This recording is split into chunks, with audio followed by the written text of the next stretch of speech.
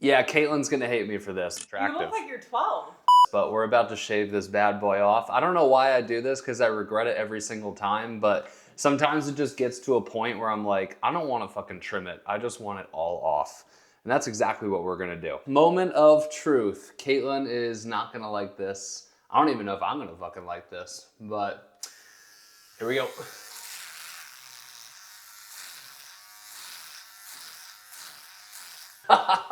Look at that shit. I haven't had a mustache in a while. She hates when I do this, and the other day I told her, I said, I think I'm gonna shave this thing off. And she goes, you better not. Well, this is my beard. My beard, my choice. There it is, y'all. They call him Two-Face plus mustache. Hey, how you doing? What's up?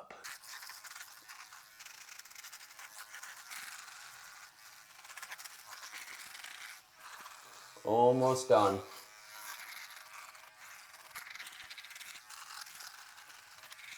We'll grow back quick, right?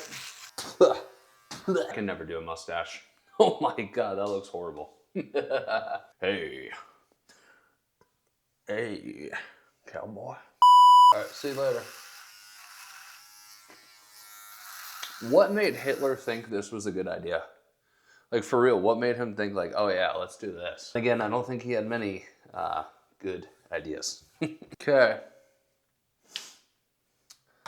I look like a baby again. Final product. Check this out. Yuck. All right, Caitlin's home. She's home. Let's see her reaction.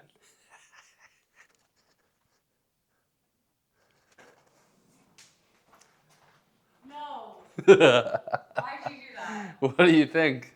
Why'd you do that? You did that on purpose. Well, no, I genuinely just like didn't want to trim it, so I just shaved it. Why are you filming me? Because I wanted to get your reaction. This is scary. What's scary about it? What the hell? You're not the same man. Come in here. You're different. Do you think I'm ugly? No, but it's scary. It's okay. I know I look ugly. No, you don't. Beer does a lot to a man's face. Because holy shit, I am not that attractive. You look like you're 12. I know. Like, I'm like, wait, are you the same child from high school? I have no maturity in my face. I just look like I'm really young. This is actually insane. What's your take? Are you pissed? Your skin looks really good. Okay. But I look like a feminine little boy. I need a beard back. You should grow it back. Yeah. Yeah. Okay. Yeah. All right, enough of the fun and games. Let's get into it. So the title is obvious, right? Rebuilding my career at 30. And we're talking about facing the fears of that, right? And the reason I'm documenting all this is because I know I'm not the only one out there, right? And I'm not afraid to document my hard times. I've documented my good times, but I'm not afraid to document the hard times because, you know, I've always wanted to be really transparent. I've always wanted to be really honest. And, you know, I've always wanted to show people, you know, the good times and also the bad times. And hopefully, you know, this is a representation of that. But the discussion that I wanted to have today is about facing your fears of starting over. So, you know, listening to this, you might be in one of two different situations. You might be in a situation that you absolutely hate. It might be a marriage, it might be a career, it might be whatever. And you know that you need to hit the reset button. You know that you need to make a change, but you're terrified to make that change. That could be one scenario. Now, the other scenario could be, you know, very similar to me. You hit the reset button, but it's very hard to see the light at the end of the tunnel. It's very hard to see the finish line. And because of that, you're experiencing a lot of fear, imposter syndrome, and doubt. So I just want to be really honest and upfront about the fears and hesitations and some of the things going on in my brain. And then I want to give you guys 3 lessons that are helping me push through.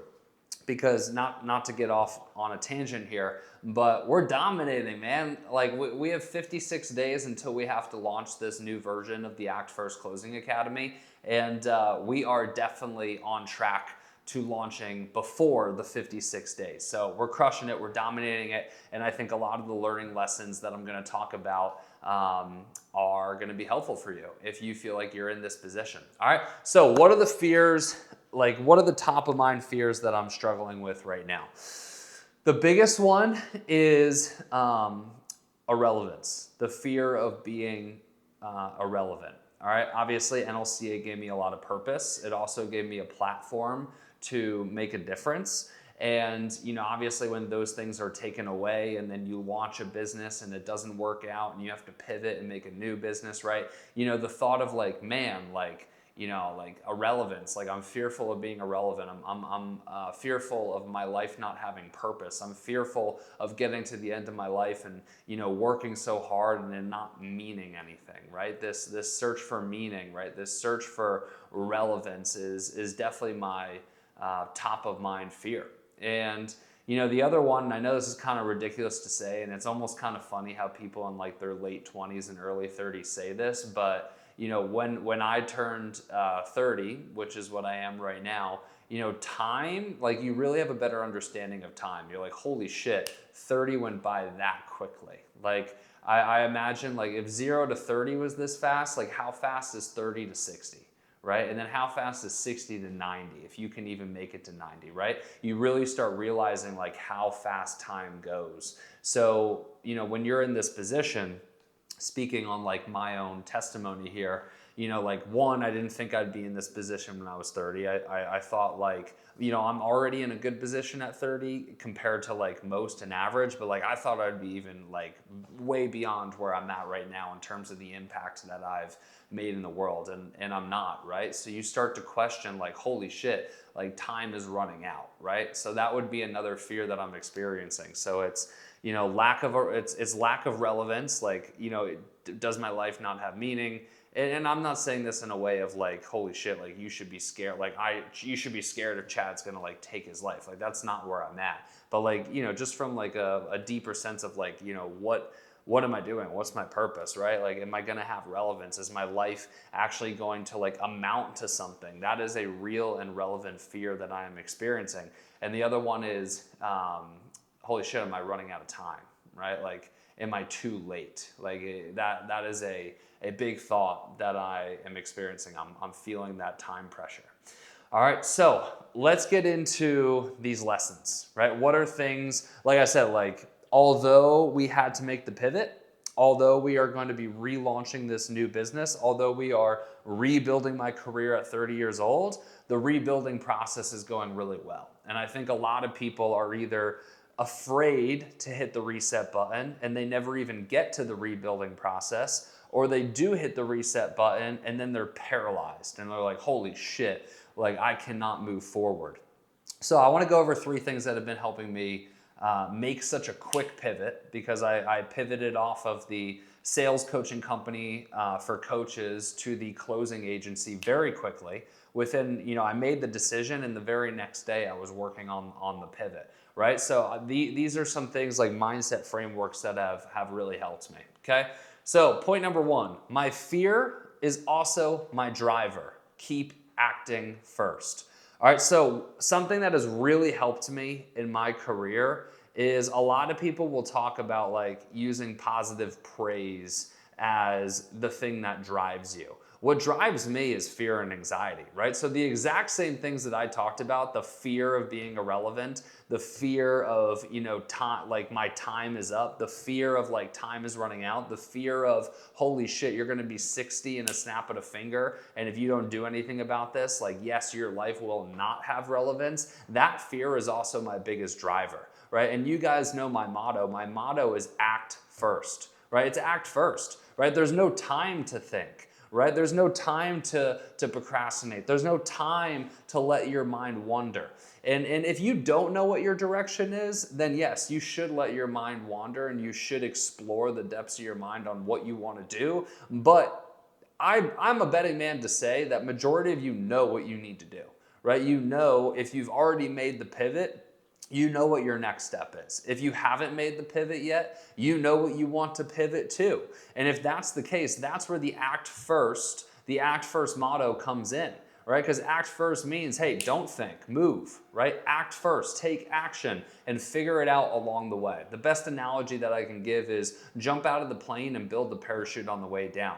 And that is a skill that I have built over my 10 years of entrepreneurship, because there's lots of changes. Even if you have a stable business, there's lots of changes that you have to make on the day-to-day to make sure your business is still successful. You have to constantly pivot and change. And if you sit on your hands and you're afraid to do that, then guess what? Time is going to pass you up. So one of the mottos that I keep reminding myself, one of the things that I keep reminding myself in this time is your exact fear is the reason why you need to move. You're afraid of being irrelevant? Well, guess what? If you don't do anything, you will be irrelevant. You're afraid of time catching up to you and running out of time? Bro, you got more time than ever right now, right? You don't have a family yet. For me, one day I will have a family, right? If I have a couple of years until I have kids, fuck, I better take advantage of this time. You will never have more time than you have right now. As we get older, as we continue to get older, responsibilities are going to continue to grow, right? So the same things that you are fearful of, the same things that you are fearful of are the exact reasons why you need to take action. The exact reasons why you need to take action. And use that motto, right? Say act first. Hey, I got to act first here. Got to act first here, right? Having a mental cue, having a motto is very helpful to move forward. All right, that's number one. Number two, these are the moments where most people pack it in, okay? So this is a thought I had the other day. I don't think it's a secret that many people in their lives, when they're younger, right, when they're in their 20s and probably also in their early 30s, they have these big goals and dreams and aspirations. You know, I'm gonna get a lake house. I'm gonna, have X amount of money. I'm gonna make X amount of impact. I'm gonna speak on stages. I'm gonna do all these things. But then something happens in their life and they make the decision to settle. Usually it's exactly what's happening to me right now. Something doesn't work out, they have a challenge, they have a failure, and they say, well, I tried that, it didn't work out, maybe it's not for me. Maybe this isn't God's plan for me. Maybe this isn't a part of my design. And they go and they make, a pivot, they get, whatever it is, and they settle. They make their life average. I would say that, it is the 1%, right? So I would say 99% of people, do that. They start with a dream, and then at some point they choose to settle on that dream. So what I keep reminding myself right now, and what you could remind yourself of, is what I'm going through right now, right? Had a successful business for years, had to shut down that business, launched a new business, it didn't work out, had to pivot, and now is relaunching another new business. These are the exact things, these are the exact moments where people tend to pack it in. These are the exact moments where people tend to say, you know what, I tried the entrepreneur thing, I'm gonna go get a job. Or, I tried to climb the ladder at my job, I don't need to do that, I'll just stay with where I'm at and, we're comfortable and we're good here. I do not fucking want that. I do not fucking want that, and you should not fucking want that either, right? Going back to my other point, you got to think about when you are at the end of your life, what is going to make you proud, right? The best frame I can think of is imagine yourself as an 80-year-old. You're 80 years old. You're sitting on a rocking chair. You're reflecting back on your life. What would that version of you tell you to do in this moment? Oh, they would tell you to move forward? Cool. Why would they tell you to move forward? Oh, because you don't want to die with regret? Boom, right? That should be the reason why you move forward. All right, so that's number two, right? The challenge that you are going through right now, whether it's not making the decision to make the change, right? Or you've made the change and you're not sure what to do now, right? Those challenges, the things that you're going through are the exact moments why 99% of people pack it in and decide they're going to live an average life. You can't do that. You can't do that. You can't accept that. All right, point number three, your time will come. This is the third thing that I keep telling myself. Your time will come. God is working on you even when you can't see it. I don't know if this is divine intervention. I don't know if this is just, it just kind of happened, right? But I go to church about twice a month. And obviously these things have been top of mind, so that's why I'm vlogging it. But the most recent time I went to church, they were talking about, going through the forest, right? Kind of the things that we were talking about in episode 1, right? Like, you're going to go through the forest. And what they were talking about is when you are going through that season, when you're going through the season, when you are going through the forest, going through the struggle, you can't see the light at the end of the tunnel. You can't see the forest through the trees. You can't see the finish line, whatever saying you want to go by. God is working on you, right? God is working on you. You can't see it, right? You can't see it now, but he is working on you, and your time will come. Because the reason he is working on you is because he is working on you so you can be the type of person that can actually execute when the opportunity is there. Right? If that opportunity popped up now, you'd be too immature. You'd be too premature for that opportunity, and you wouldn't be able to take advantage of it. And that's something that I continue to remind myself is, there's a reason I'm going through this. There's a reason that God has my story laid out this way, because there's lessons I need to learn. There's character traits I need to build. There's mindset shifts that I need to make in order to be ready for the next opportunity that he has prepared for me. And that's the thing that I keep reminding myself, and that's the hope that I keep giving myself as I am going through this time. All right, y'all. We all have fears, right? We all have fears, no matter what, right? Whether we take action on it, if we don't take action on it, there's always going to be a fear, right? If you are the individual that needs to hit the reset button, there's fear. If there's somebody if you're the individual that has already hit the reset button, you probably are experiencing fear as well, right? But if you use the fear as a driver and you develop the motto of act first, right? If you understand that the challenges you are going through is why 99% of people pack it in and live an average life. And if you also understand that, hey, you are going through these challenges for a reason. God is working on you and preparing you for the next opportunity. If you can understand these 3 lessons, you could push through that fear. And remember, the 80-year-old you is watching, and the 80-year-old you wants you to take action. So are you going to make that 80-year-old version of you proud today? That's the question you need to ask yourself. All right, thank you guys for following my journey. This is Rebuilding My Career, episode 2. I'll see you guys in the next episode. Make sure you subscribe if you guys want to continue to follow along. I will be documenting this thing all the way through to launch, post-launch, and to the point that it is a success. All right, squad. Appreciate you guys. Peace out.